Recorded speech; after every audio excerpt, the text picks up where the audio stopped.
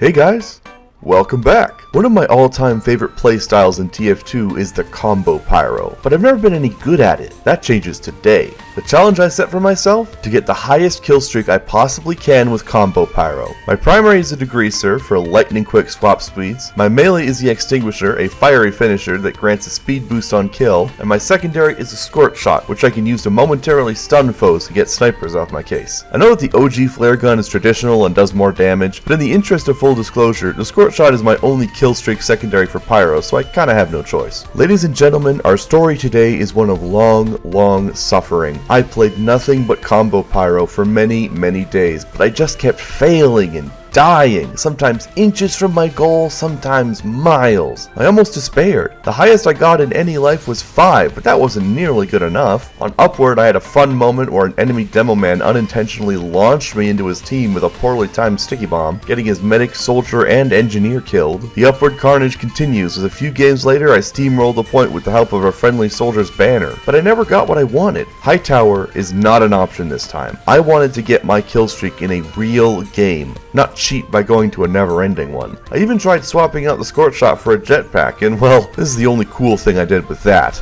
But then, just as all hope seemed lost, I arrived at one of my all-time favorite maps, Thunder Mountain. A break from TF2's obsession with deserts, this rainy landscape is covered in shacks and bridges, perfect areas for a pyro to patrol. I began the game feeling cautiously optimistic. After spamming a heavy into oblivion with a scorch shot, I got a lucky kill on a spy and was filled with undeserved confidence. I circled back to the balcony, deciding to focus my attention on the flank route instead of the main battle. This worked, as I immediately came across a spy and killed him with a full combo of all my weapons.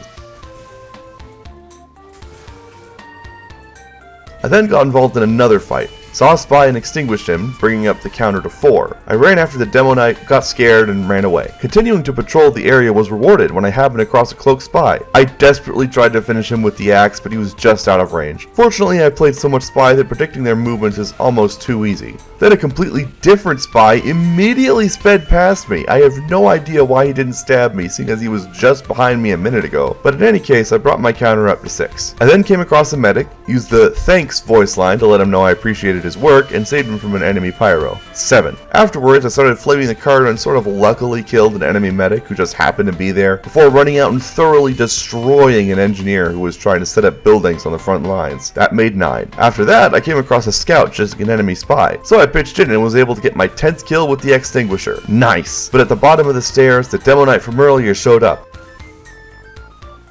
I was still scared, so I made use of air blast and the scorch shot to keep him at bay. I then made the boneheaded decision to rush him, thinking I could combo him to death now that he'd taken a lot of fire damage. But oops, my health is critical, so I try to back off and a medic pokes me to death. The next life doesn't go nearly as well. I only obtained 6 kills before I myself am destroyed, and by that time the round ends, leaving me entertained but unfulfilled. I did so well that round, but could I do better? I decided to keep trying. The next go around, I used a text chat to beg a medic to pocket me, and this made things substantially easier. I got 8 kills total, and I could tell my ability to combo people was improving. Combining knockback and fire damage with the axe as a finisher is a really enjoyable way to play, but in the end, my crusade was put down by a random crit rocket. Many rounds later, I ended up on Thunder Mountain again. I left spawn hoping to do better than 8, but at this point, I slipped into a sort of pyro trance, and the result? This is the best I have ever performed as Pyro. Spies burned and suffered under my gaze, and nearly every rocket directed at my team's sentry nest was sent back into the jaws of he who launched it.